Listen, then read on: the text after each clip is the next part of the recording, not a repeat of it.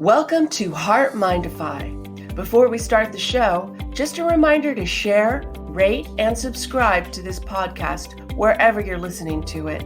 And please give us a 5-star rating. It helps us beat the big tech algorithms. I'm John Izzy. Change can be difficult for a lot of us, but when we understand what makes us tick, we develop a better understanding of who we are and begin a journey of discovering our best self. Join me for a free session at johnizzy.com. And I'm Kim Cordy, creator of the Emotion Chef Framework, an emotion management tool. Thoughts drive emotions, and emotions drive thoughts, but it's our emotions that drive our decisions and behaviors. Find out more at kimcordy.com. Sit back, relax, and enjoy the show.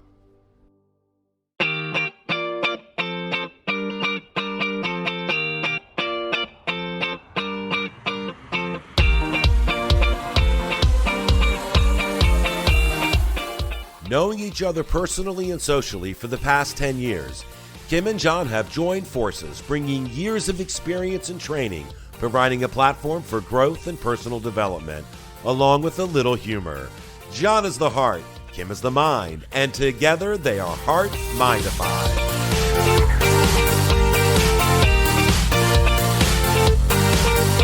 Good afternoon, Kim. How's it going? And good morning, at least in California, to you, John. Yes, this is true. This is true. I haven't quite made it to afternoon yet. It is late morning. How are you? You know, I'm doing okay. It's been an interesting week watching TV and listening to all the commentary that's going on at the RNC. The weather's been really nice. Now that the hurricane has happened, I think our weekend's going to be pretty wet. But, interesting. It's been a good week. It has been a good week. Well, your weekend may be wet, but it's not as wet as Louisiana. Honest to God, those poor people down there, just know that my prayers are with you all. That's just a horrible, horrible devastation. Just awful. It's so sad, to think that they have too much water and we don't have enough. And it's not like we can just even it out and bring some of their water to pour on our trees here in California. I know, right? Life just doesn't work that way. No, it sure doesn't. It sure doesn't. But, things are okay. Busy doing some stuff, trying to get a promo schedule done this week and get ready for a Labor Day week promo for the site. So that's kind of exciting. Wait, Labor Day's this weekend? Not this weekend, but it's next weekend. It's the 7th. I didn't even think about that. Yeah. Already. Between Andrew's different schedule, plus he hasn't worked for so long because the winery was shut down because of the fires. Actually, they were on evacuation, even though they didn't catch on fire, but still they were under the mandatory evacuation. So he was on a different schedule where he didn't have a weekend. And now I'm all turned around because he's home all the time again. And I'm like, oh, I don't even know when holidays are. Is this a Saturday? I can't tell you. I'm a little befuddled. Yeah. Julie, my sister, for those that don't know, that's my sister's name, but Julie's been house sitting for a friend of hers that has a dog while he travels for work. And I saw her, I think 10 minutes Tuesday. It's Thursday, right? Yeah. So I saw her for 10 minutes on Tuesday. She came in, she did a quick couple of things. I made some macaroni salad. I gave her some for lunch and it was like, bye.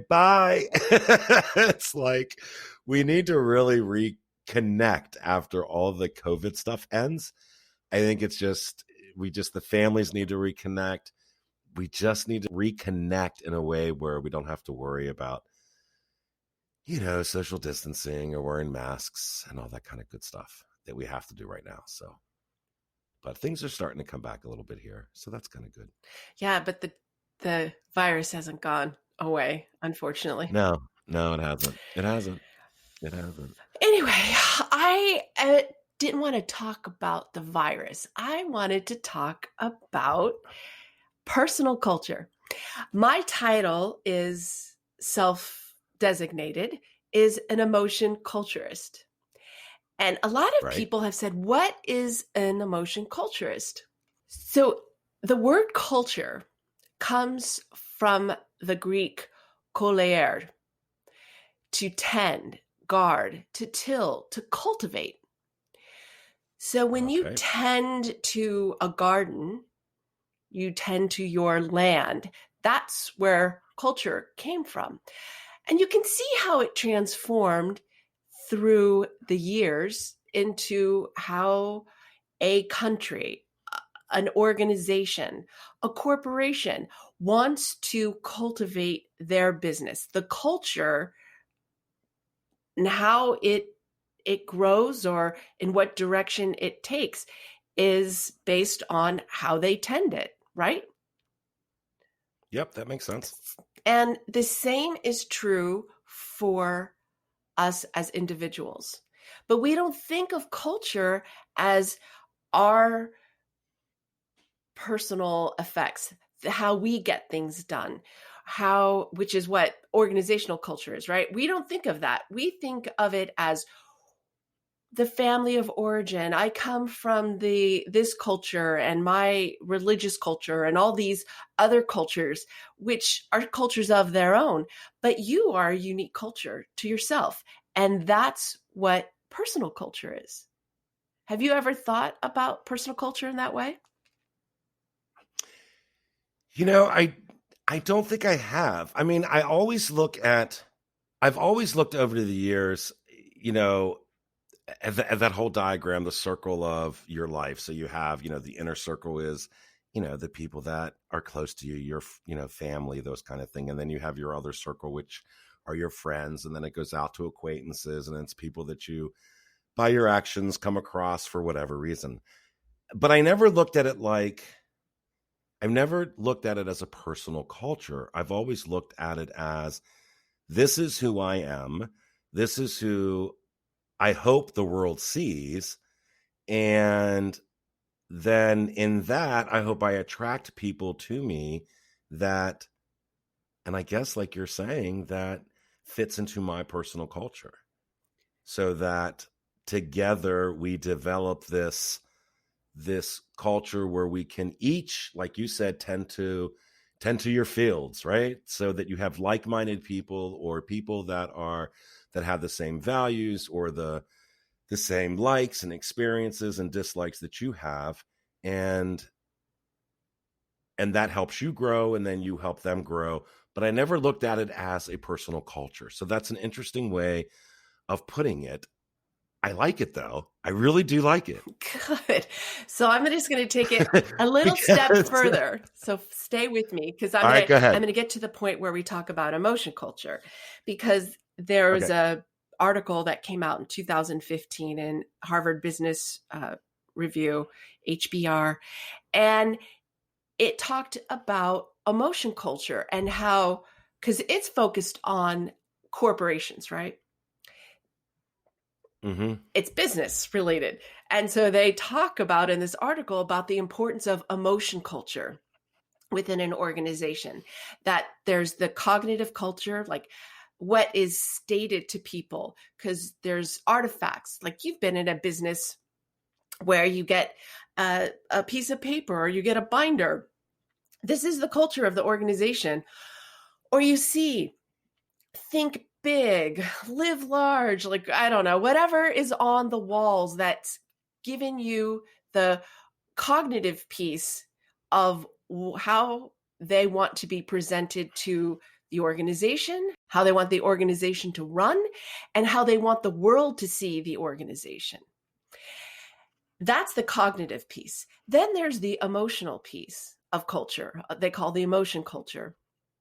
And that's how people feel about what's going on, how the activities make people feel. So when you are not in alignment, your cognitive and emotional culture, so you say one thing and yet something else is happening, it creates problems within the organization.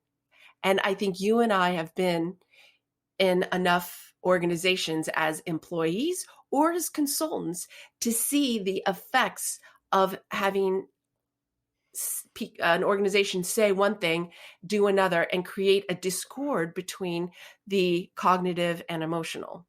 Oh, absolutely. The mission statement, right? Let's just say the mission statement that the company puts out is their statement of how they're going to do business. And when the employees aren't in alignment with the way that they fulfill that mission statement, then that can be a huge problem.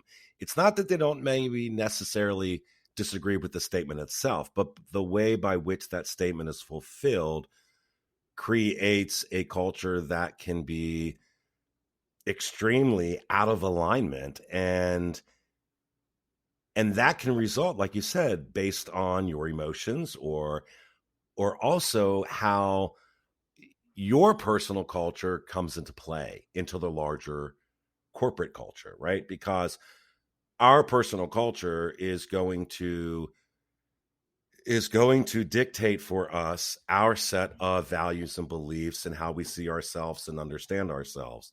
And on the outside, we look to a company that kind of shares in those beliefs. But when we're involved in a way that is counter to how that company fulfills those beliefs, that's when we have problems. And that's where companies fall out of alignment.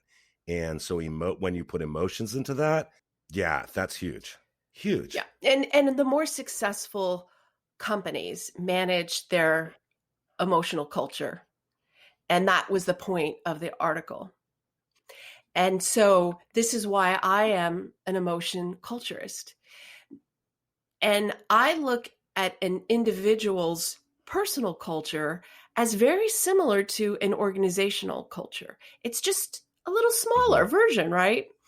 And we are influenced by all of the cultures around us because we walk in and out of different cultures every day. You go to church, that's one culture. You belong to a group or an organization, a volunteer organization, that's another culture. You go to work, that's another culture. And so you are influenced by all of these cultures. And yet, do you even know really like what your culture is? Or if your cognitive culture is not aligned with your emotional culture, and that's where the emotion chef kind of comes into play. Because every company, every organization has a value statement. A good company would have a value statement. Right. And so when we have our own personal value statement, it helps to increase our emotional intelligence. We are going to know what we want.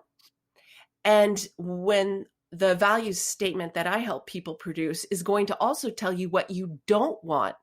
And when you know what you want and you know what you don't want, it gives you all kinds of things. It gives you boundaries. It gives you the ability to communicate this because you know what it is. And I'm not saying like you walk into your organization and say, this is my culture, so I'm not going to do this. And maybe you do. But the point is that you understand who you are, and where you're not in alignment, your value statement, which is your cognitive culture and your emotional culture. Does that make sense? Just like you can be messed up as a company, you can be messed up Yeah. as a person. And you bring that with you to work every day. So if you're in alignment, your culture is strong, and you go in strong into every culture that you exist, which includes your family, right? Oh, absolutely. Absolutely. So let me ask you a question. Do you think that today's corporations, for the most part, are starting to introduce, let's call it an emotional awareness of their employees and how that has an impact on the larger mission of that company? Like, do you think that's something that companies are finding worth in exploring that concept? Or do you think they're still fighting with bottom line? Definitely, because I read all over the place people talking about emotion culture. And I know a guy out of New Zealand who creates this emotional culture deck to help people talk about their emotions. Oh, that's Yeah, interesting. he uses a deck where you know me, I like to get down to the subconscious, and there's an Yes, actual. yes, yes. So when you give someone a set of cards, and this is a good tool. I'm not saying it's not a good tool, but if you can evoke a response that's coming from your subconscious, not something that's coming from, oh yeah, I see a word, so I'm going to pick it because I think that's what I want more of. Where if you go to the subconscious and I said to you, John, what do you want to feel more at work or in your life or whatever it is? When I evoke your name, I am triggering your brain to pull up what you want instead of using cards to trigger it, right? Oh, that's interesting. Yeah, yeah, yeah, yeah, yeah. I'm with you. Yeah, I'm with you. because what we're doing then is pulling from your subconscious, not from the conscious side of you that's looking at some cards. Right, right. So it has more depth It does go a and more little meaning. deeper. And then after you get what you want more of, then you look at what you want less of. And if you have 10 things that you want more of and 5 that you want less of, which is typically the max, the way that I learned how to do this would be no more than 10, no more than 5 of what you want, 10 what you want, and 5 what you don't want, and understand what it is you need to have happen that you feel what you want or don't want. That builds your value statement, right? That builds that cognition, and you start to see the conflict. I'll just give you an example. This woman Okay. I had as a one-on-one client, which I don't do anymore, but when I was doing this one-on-one, I would go through this process with a person, and she wanted for her business to be more successful. And then when we got to the what she wanted less of, she realized that her guilt over going to school to become a pharmacist and not following through with it was keeping her from moving forward in her business. And yet that guilt was completely unnecessary. Her parents weren't upset. Like there was no problem there. Mm. It was her. So when she was able to see that what she wanted less of was something she could get rid of, she got rid of it and moved forward and got more of what she wanted. So we find in our lives sometimes that we are the ones who are keeping us from getting what we want while we blame others around us, maybe even our employer. Yeah, that's good, Kim. And the first thing that came to mind as you were talking was a Facebook post of a friend that I saw the other day. It was the same kind of concept. He said that he wished certain things in his life would stop. He wanted to stop attracting the same type of people who don't care about him in the way that he wants them to. He was wondering why he falls into the same patterns over and over again. And he went on with a huge list of things that he wants less of, to use this terminology. So my question to him was this: well, what is it that you want more of? And the reason I asked him that was because if he doesn't know what he wants, then he's going to keep attracting the same things that he wants less of, because he's doing nothing to attract what he wants. This type of behavior sets us up for failure because we don't take the time to put in the work and the steps to really discover what we want more of. And on a side note, I think corporations fall into the same problem on a larger scale, meaning the company knows what they want less of, but they are unclear on what they want more of, so they fall into the same trap. But on a personal level, how do we address it? I think that's going back to that value statement I was talking about creating. So if you look at your personal culture, I like to visualize things and Okay. use visuals. It really is impactful for me. If you are a plot of land and you're Mm-hmm. surrounded by all these other cultures, right? And you have to know what you want to grow.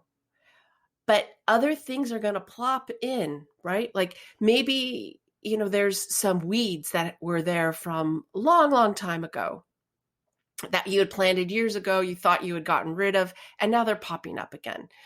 Or someone else. I mean, birds carry seeds, and other plants and flowers, other vegetation can grow. It's being cognitive of what you want and what you don't want, and being able to communicate that to yourself and to others. So if you are allowing something in that you don't want, it's because you don't maybe know that you don't want it. Like if things are Right. happening, it's like maybe you're just not aware of what you don't want. And this is going back to that whole subconscious thing. We have patterns of behavior, neurons that fire together, wire together. And Yeah. yep, they do. And it's a matter of being conscious. So the emotion chef is really just, it's an emotion management tool. It helps you manage your thoughts because thoughts drive emotions and emotions drive thoughts, but it's our emotions that drive our decisions and behaviors. So understanding your emotions and understanding what you want and what you don't want.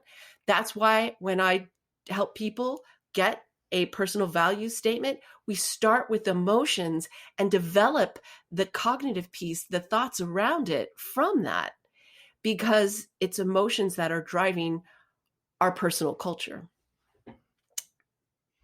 No, that's really good. That's really, really good. It's funny because I know on the coaching side of things, that's exactly what I do, right? It's not so much a matter of the behavior that you're experiencing, but it's a matter of what's beyond or what's behind the behavior that's causing you to perform a certain way or to do a certain thing, right? Goes back to that topic of what makes you tick, right? It's like it's what's behind the behavior, the root cause of that. And that's a huge stretch for a lot of people because we're so quick in making judgments, and we're so quick of putting things together that we rarely do ourselves a disadvantage because we don't take the time to really look at what's actually behind the behaviors or the motivation. Because if you can understand what motivates you, then you in return develop a more positive personal culture, which then can carry that forward. And if you know who you are, my suggestion, if you know who you are and you know what you want out of life, crank it up. Let the world know who you are. It's time to speak, right? And I think that's an exciting way of doing that. So your website, The Emotion Chef, can the average person just go to it and log in, sign up, and see what you have to offer? Absolutely.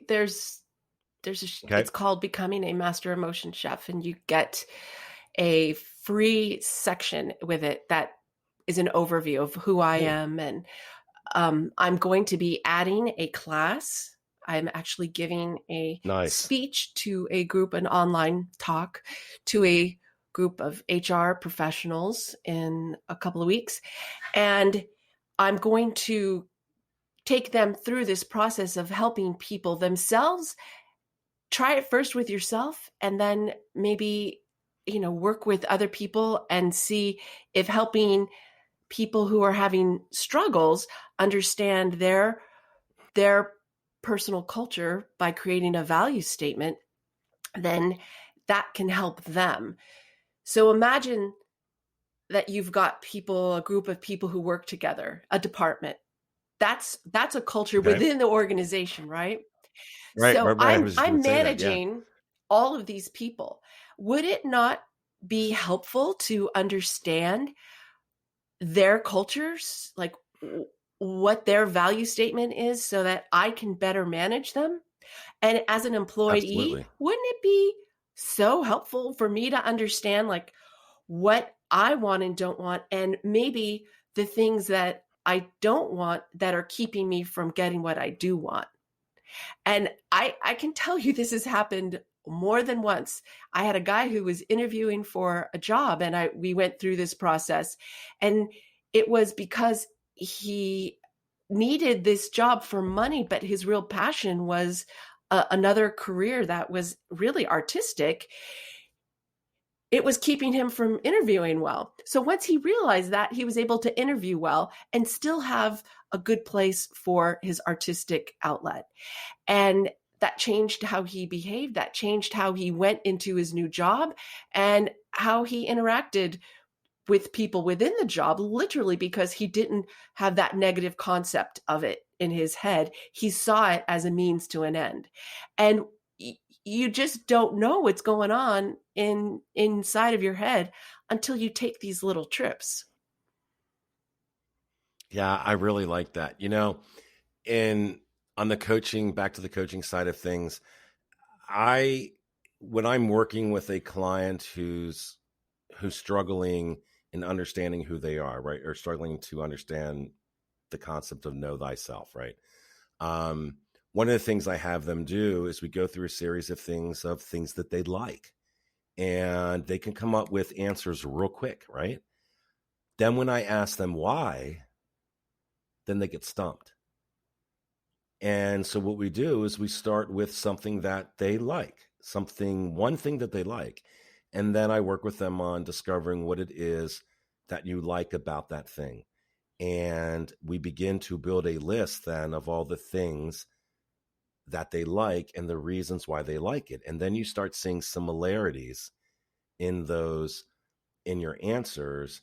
And then you begin to start attracting other things or new things based on the reasons why you like something else. So it's it's just coming to the understanding of who you are, what that means, and then being able to express that to yourself and in turn expressing it to the world, which just sets you up for success instead of failure. Yeah, yes. The only thing I would add to that is that bad is stronger than good as a whole. Mm-hmm. In our brain, it's a protective mechanism. And when we are faced with situations of things we like I said before, sometimes these negative thoughts that we have in our head that may have served a purpose at one time and no longer do keep us from getting the things we like. So that's why I focus also on looking at what we don't want, because Yep. that actually, even though it could be a smaller list, could be more powerful. Absolutely. And I agree with you. And I left that out, but we do a lot of that too, because I think it it it it's like putting up red cones on a street. And I look at those red cones as the things in life that you do not like. But what those cones do is they help you direct yourself down the road too. So as you remove those cones, you're giving yourself more options to get down the street. So I use that as well during the process. And I agree with you 100%. I think this is really interesting. This is really good. And I want everyone to know that I have been to theemotionchef.com and I have taken a free test and I love it, love it, love it. We have talked a lot about what is the emotion culture and understanding our emotions, improving our emotion vocabulary, and why we need to do that. And I think, Kim, you do a great job explaining that to people. And I just really encourage people, go to the website. You might learn something, something of value. And who knows, you might find out that you need some further help in this area, and Kim will definitely be able to help you along the journey. So Yeah. I think it's great. Kim, this is a really good If topic. I could, though, I just really want to take a minute Yeah. and summarize, because it was a lot of information. Yep. Absolutely. And Absolutely. and so a personal culture is really just looking at it, your singular version of what a corporation is. And when you were talking about the circles, there's you, then there's your family. So, and then there's your friends, and then there's your coworkers, and then there's all of the Mm-hmm. the larger people, organizational cultures that are a little bit dictating how you behave within those cultures. So when you are strong in your personal culture, which is influenced by all these things, where you come from, your family, but when you have that strength, it strengthens all of the cultures that you participate in because you are a Yes. better communicator. The emotion side is the driver of our behaviors and decisions. And thoughts do impact our emotions, but more often than not, our emotions impact our thoughts, which is why I do the emotion chef. But realizing that having a statement of your values and understanding the cognitive drivers to how you feel today can help you improve your personal culture, because culture is just how you get things done. And there's various things that come with that. Like I said, an organization could have something written. You could write something up, but it's how you get things done. And then that extends into every relationship that you have. This is why I feel so strongly about personal culture and why I promote it and mostly promote emotion culture. Yeah, I really like this. This is really good stuff. Thanks, Thank John. you so much. Thank you for letting me share today.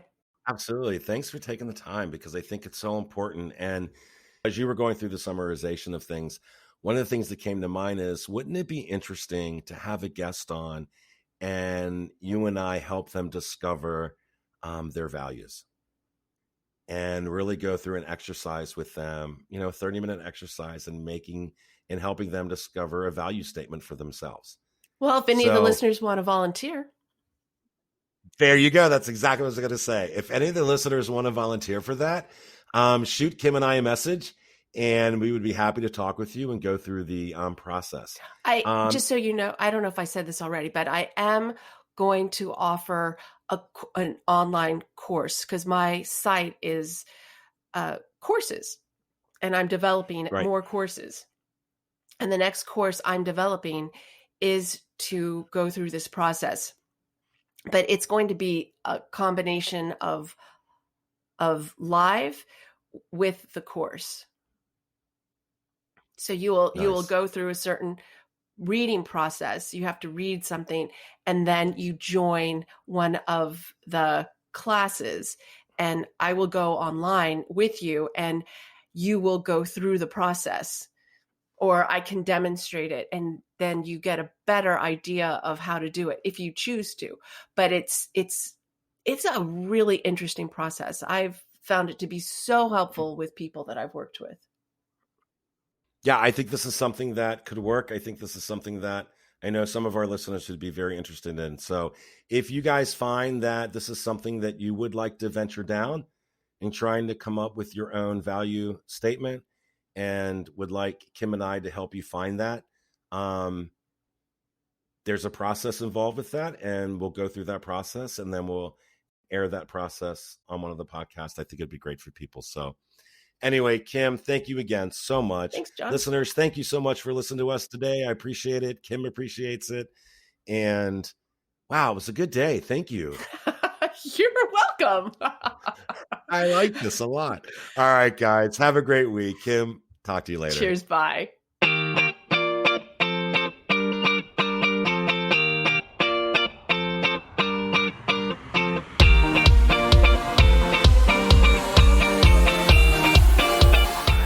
New shows are available every Saturday right here on HeartMind-ify.podbean.com or wherever you listen.